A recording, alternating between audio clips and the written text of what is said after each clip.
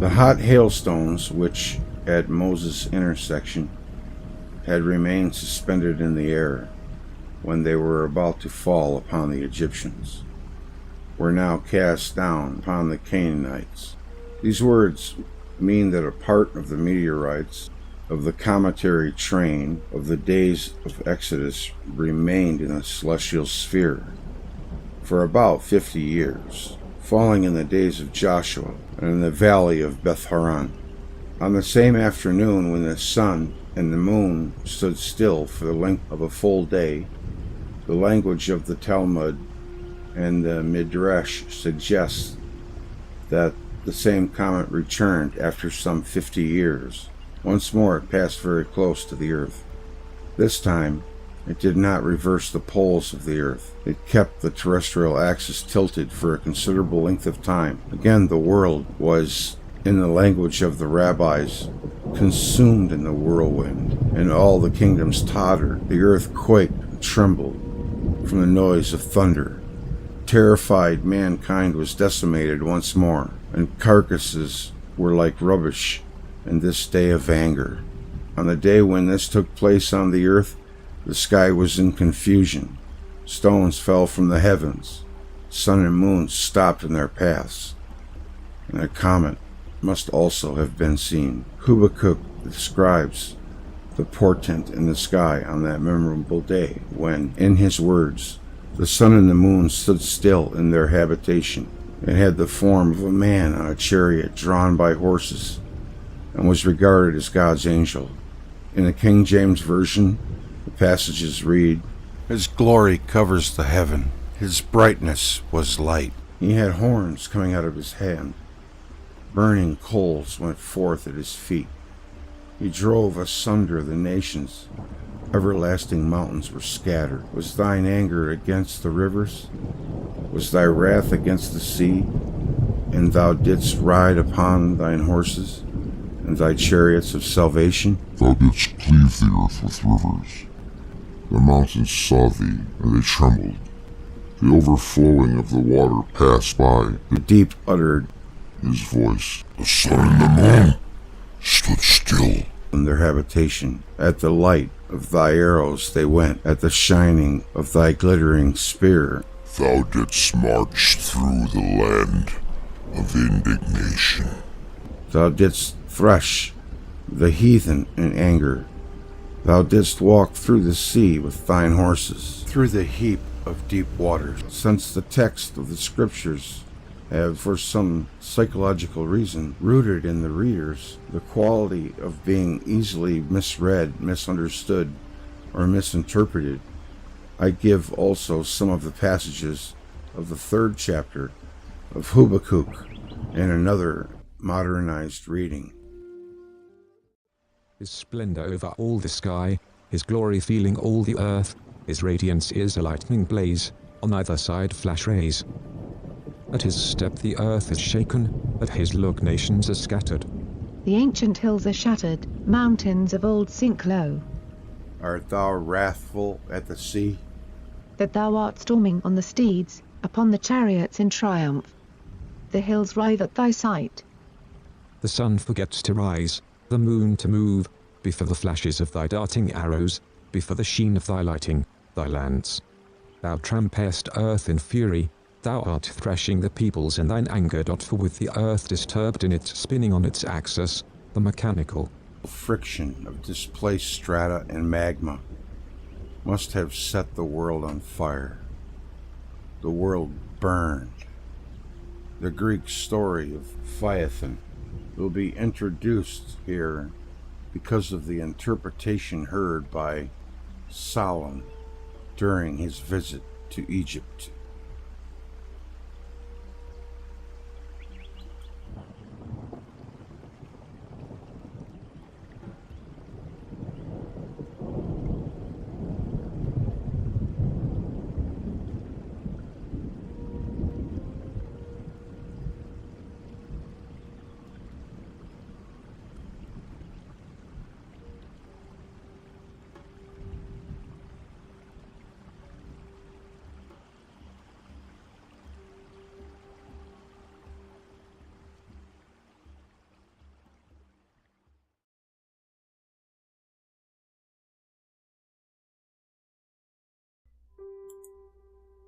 Phaethon.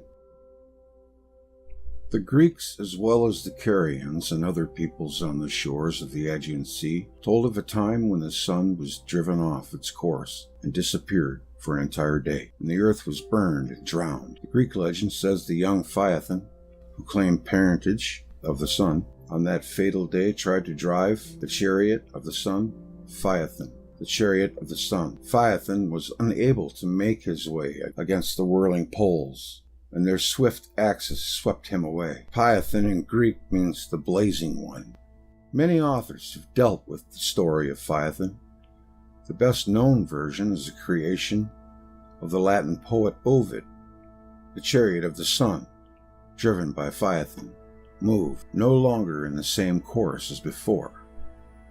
The horses break loose from their course and rush aimlessly, knocking against the stars set deep in the sky and snatching the chariot along through uncharted ways.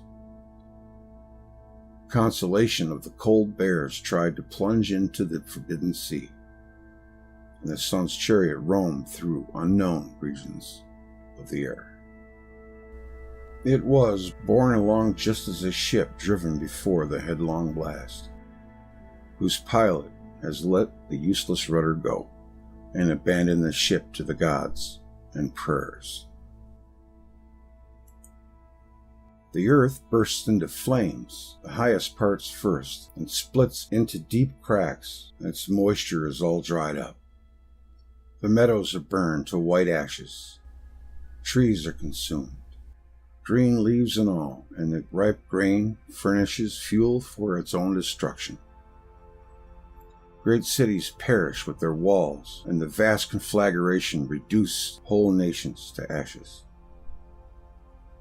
The woods are ablaze with the mountains. Etna is blazing boundlessly, and the twin-peaked Parnassus, nor does it chilling climb save Scythia, Caucasus burn. In the heaven-piercing Alps, the cloud-capped Apennines, the scorched cloud belched forth smoke. Pantheon seized the earth aflame. He can no longer bear the ashes of the whirling sparks. And is completely shrouded in a dense hot smoke. In this pitchy darkness, he cannot tell where he is or whither he is going. It was then, as men think, that the peoples of Ethiopia became black-skinned, since the blood was drawn to the surface of their bodies by the heat. Then also Libya became a desert, for the heat dried up her moisture. The Don's waters steam, Babylonian Euphrates burns, the Ganges, Phasis, Danube, Alpes boil, Sperchio's banks are aflame. The golden suns of Tagus melt in the intense heat, and the swans are scorched. The Nile fled in terror to the ends of the earth. The 7 mouths lie empty, filled with dust, 7 broad channels, all without a stream. The same mischance dries up the Thracian rivers, Hebrus and Strymon, also the rivers of the west, the Rhine, Rhone, Po and the Tiber. Great cracks yawn everywhere. Even the sea shrinks up, and what was but now a great watery expanse is a dry plain of sand. The mountains, which the deep sea had covered, before, spring forth, and increase the number of the scattered cyclades? How could the poets have known that a change in the movement of the sun across the firmament must cause a world conflagration, blazing of volcanoes, boiling of rivers, disappearance of seas, birth of deserts, emergence of islands, if the sun never changed its harmonious journey from sunrise to sunset? The disturbance in the movement of the sun was followed by a period as long as a day, when the sun did not appear at all. Ovid continues, if we are to believe a report, 1 whole day went without the sun. 6 But the burning world gave light. A prolonged night in one part of the world must be accompanied by a prolonged day in another part. In Ovid we see the phenomenon related in the book of Joshua, but from another longitude. This may stimulate surmise as to the geographical origin of the Indo-Iranian or Korean migrants to Greece. The globe changed the inclination of its axis, latitudes changed, too. Ovid ends the description of the world catastrophe contained in the story of Phaethon. causing all things to shake with her mighty trembling. The earth sank back a little lower than her wonted place. Plato recorded the story heard 2 generations before from Solon, the wise ruler of Athens. 7 Solon, on his visit to Egypt, questioned the priests, versed in the lore of antiquity, on early history. He discovered that neither he himself nor any other Greek knew anything at all, one might say, about such matters. Solon unfolded before the priests the tale of the deluge, the only ancient tradition he was aware of. One of the priests, an old man, 8 said, "There have been and there will be many and divers destructions of mankind, of which the greatest are by fire and water, and lesser ones by countless other means. For in truth the story that is told in your country as well as ours, how once upon a time Phaethon, son of Helios, yoked his father's chariot, and, because he was unable to drive it along the course taken by his father, burnt up all that was upon the earth and himself perished by a thunderbolt." That story, as it is told, has the fashion of a legend, but the truth of it lies in the occurrence of a shifting of the bodies in the heavens which move around the earth, and a destruction of the things on the earth by fierce fire, which recurs at long intervals. 9 The Egyptian priest explained to Solon that in these catastrophes the literary works of many peoples and their learned men perished, for the reason the Greeks were still childish, as they no longer knew the true horrors of the past. These words of the priest were only an introduction to a revelation of his knowledge about lands that were erased when Greece also and the entire world were visited with heavenly wrath. He told the story of a mighty kingdom on a great island in the middle of the Atlantic Ocean that submerged and sank forever into its waters.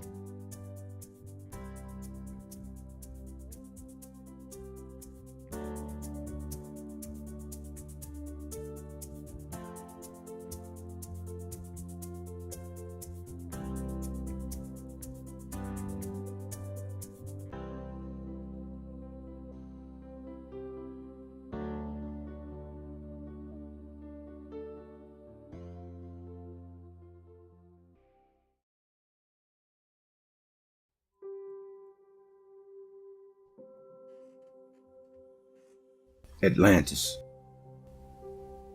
The story narrated by Plato of the island of Atlantis that ruled Africa as far as the border of Egypt and Europe, as far as Tuscany, on the Apennine Peninsula, and that in one fatal night was shattered by earthquakes and sank, never ceased to occupy the imagination of the literary.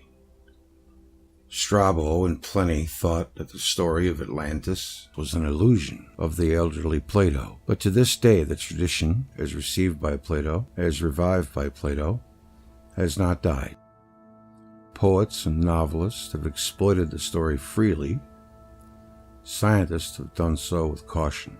An incomplete catalogue of the literature on Atlantis in 1926 included 1,700 titles.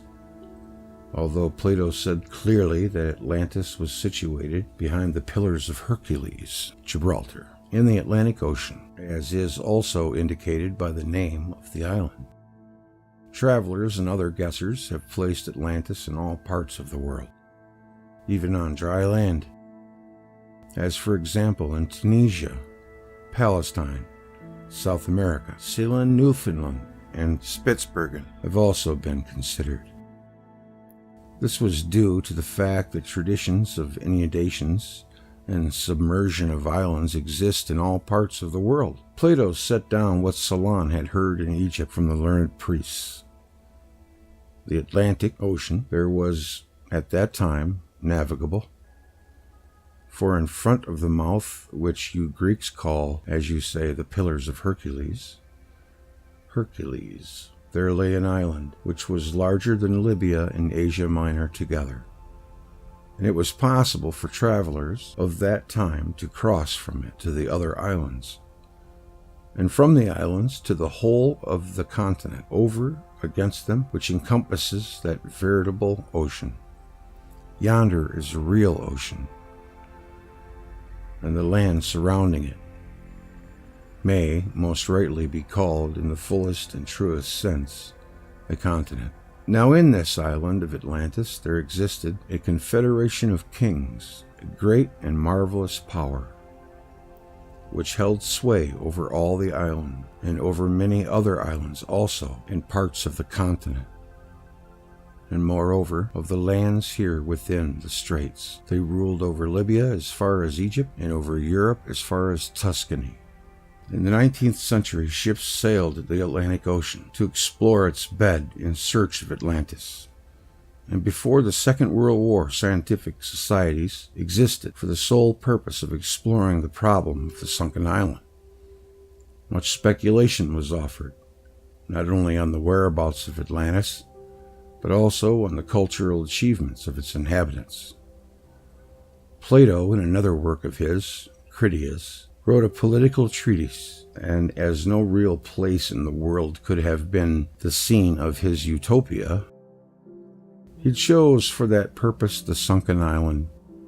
Modern scholars, finding some affinity between American and Egyptian and Phoenician cultures, think that Atlantis may have been the intermediary link. There is much probability in these speculations.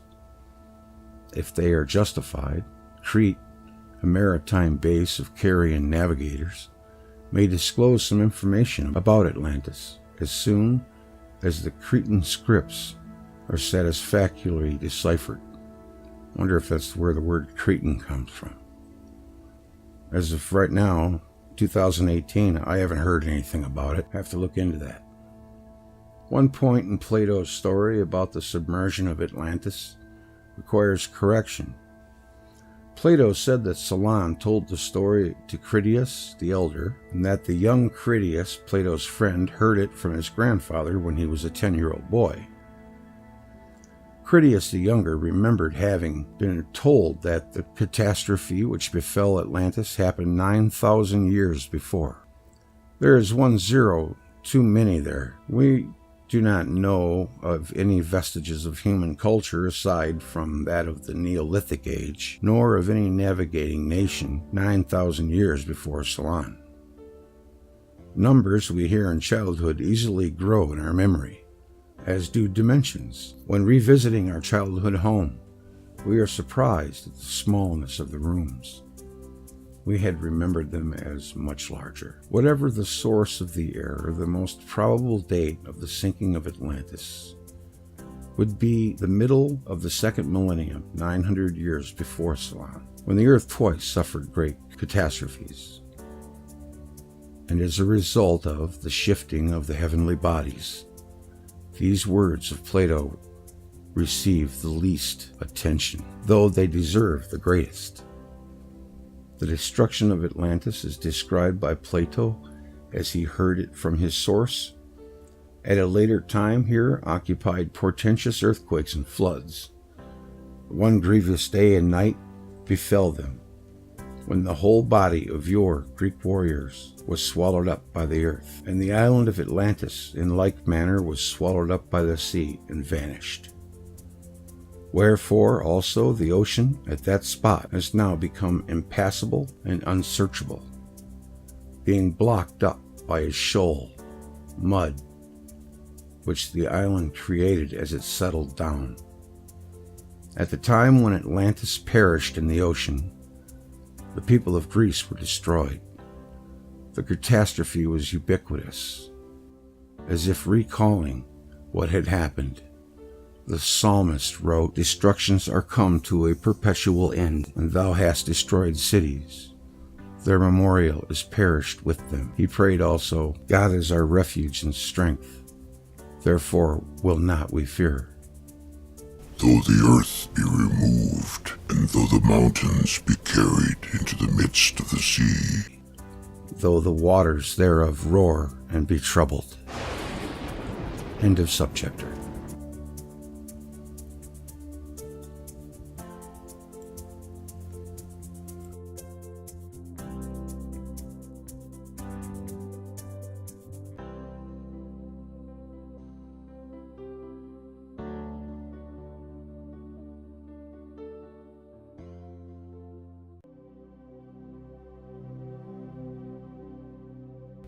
The floods of Deucalion and Ogyges. The history of Greece knows two great natural catastrophes, the floods of Deucalion and of Ogyges. One of them, usually that of Deucalion, is described by Greek authors as having been simultaneous with the conflagration of Phaethon. The floods of Deucalion and Ogyges brought overwhelming destruction to the mainland of Greece and to the islands around and caused changes in the geographical profile of the area. That of Deucalion was most devastating. Water covered the land and annihilated the population. According to the legend, only two persons Deucalion and his wife remained alive. This last detail must not be taken more literally than similar statements found in descriptions of great catastrophes all around the world. For example, two daughters of Lot, who hid with him in a cave after the catastrophe of Sodom and Gomorrah, believed that they and their father were the only survivors in the land. 17 The chronologists among the fathers of the church found material for assuming that one of the two catastrophes, the flood of Deucalion or that of Ogyges, had been contemporaneous with the Exodus. Julius Africanus wrote, "We affirm that Ogyges, from whom the first flood in Attica derived its name, and who was saved when many perished, lived at the time of the exodus of the people from Egypt along with Moses."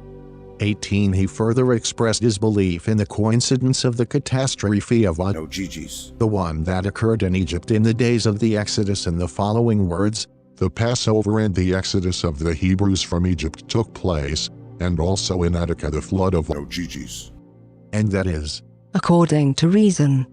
For when the Egyptians were being smitten in the anger of God with hail and storms, it was only to be expected that certain parts of the earth should suffer with them. 19 Eusebius placed the flood of Deucalion and the conflagration of Phaethon in the 52nd year of Moses' life. 20 Augustine also synchronized the flood of Deucalion with the time of Moses. 21 He assumed that the flood of Ogyges place earlier. A chronologist of the 7th century, Isidore, Bishop of Seville, 22 dated the flood of Deucalion in the time of Moses. Chronologists of the 17th century likewise calculated that the flood of Deucalion took place in the time of Moses, close to but not simultaneous with the Exodus. It would seem to be more probable that, if the catastrophes occurred one shortly after the other, the catastrophe of Ogyges took place after that of Deucalion, which practically destroyed the land, depopulated it, and erased every memory of what had happened up to the time. In the words of Plato, who quoted the Egyptian priest speaking to Solon, the catastrophes must have escaped the notice of the future generations because, as a result of the devastation, for many generations, the survivors died with no power to express themselves in writing. The memory of the catastrophe of Ogyges would have vanished in the catastrophe of Deucalion if Ogyges had preceded Deucalion. 24 Apparently, the truth is with those who placed the catastrophe of Deucalion in the days of Exodus, but those who reckoned that Ogyges was a contemporary of Moses were also correct, except that Moses did not live until the flood of Ogyges. It took place in the days of Joshua. In commemoration of the Deucalion flood, the people of Athens observed a feast in the month of Anthysterion, which is a spring month. The feast was called Anthysterion. On the 13th of the month, the main day of the feast, honey and flour were poured into a fissure in the earth as a sacrifice. 25. The date of this ceremony, the 13th day of Anthysterion in the spring, is revealing if we remember what was said in the section entitled 13. It was on the 13th day of the spring month, Aviv, that the great planetary contact occurred, which preceded by a few hours the exodus of the Israelites from Egypt. The offering of honey and flour as the main ceremony of the feast is also revealing if we recollect that manna, or heavenly corn, tasting like honey, fell on the earth after the contact of the earth with a celestial body. As to the provenance of the name Deucalion, scholars admit that it is not known. 26. For the name and the person of Ogyges we have some concrete information. Although Ogyges was a king, the Greek annalists who wrote of the flood of Ogyges as one of the outstanding events of the past of their country, at the same time did not know anything about a king of that name in Greece. 27. Who was Ogyges? We can solve this problem. When the Israelites under Moses approached the border of Moab, Balaam and his blessing of Israel used these words: "His king shall be higher than Agag." 28 Agag must have been the most important king of that time in the area around the eastern Mediterranean. In my reconstruction of ancient history, I shall put forward proofs that the Amalekite king, Ogyges, was identical with the Hyksos king whose name the Egyptologists tentatively read Apabe, and who, a few decades after the invasion of Egypt by the Amu Hyksos, laid the foundation of Thebes, the future capital of the new kingdom in Egypt. In conformity with this assertion, I can point to the fact that Greek tradition, which does not know of any activities of King Ogyges in Attica, occasionally places the domicile of Ogyges in Egyptian Thebes, and Aeschylus calls Thebes of Egypt the Ogygian Thebes, to differentiate it from the Greek Thebes in Boeotia. Ogyges is also credited with founding Thebes in Egypt. Agag was a contemporary of the aging Moses. He was a ruler who in his time had no equal in the region bordering the eastern Mediterranean. The catastrophe in the time of Joshua, successor to Moses, was called by his Agag's name. The assertion of Silenus, the author of Polyhistor, that the flood of Ogyges was followed by a night 9 months' duration does not necessarily signify a confusion with the darkness that ensued after the cataclysm of the Exodus. As the causes were similar results must have followed. The eruption of thousands of volcanoes would suffice to produce this darkness of a shorter duration than which followed the cataclysm of the Exodus. Thus, the Greek traditions of the floods of Ogyges, Deucalion, contain elements which, though interchanged, can be traced to 2 great upheavals in the middle of the 2nd millennium before the present era. End of chapter.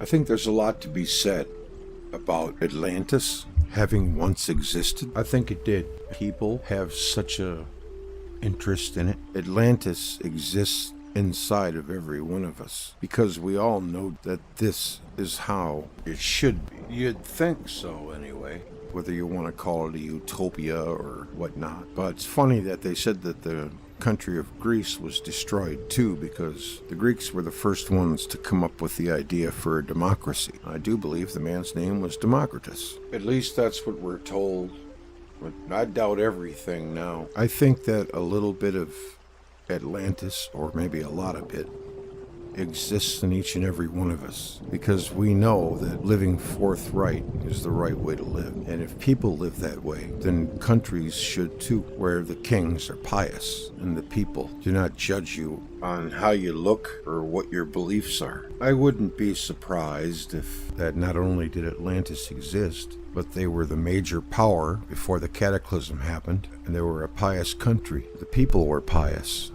and peaceful. And that catastrophe that we think about wasn't all that long ago, like some would have us believe. When the catastrophe happened, the world went from a planet of plenty to a planet of scarcity. Individuals, afraid, formed into bands that became tribes and then countries. And as Wayne Byrne says, the stage was set for resource wars. First and foremost, countries having a policy of war hardly represents the wants or needs of the people. War is not a natural thing that people want. Most people deplore it. I mean, if I have a disagreement with my next door neighbor, I can't go over there and blow his brains out. I'd go to prison. But for some reason, countries can adapt it as a policy. I just don't understand that. How killing people can resolve an issue. That's what it all boils down to. The people do not have proper representation. It's very possible that at one time the will of the people did exist. But then Great Cataclysm came and all of that changed. And they've tried slowly to get it back. There's a lot of roadblocks in the way, so we need a lot of work.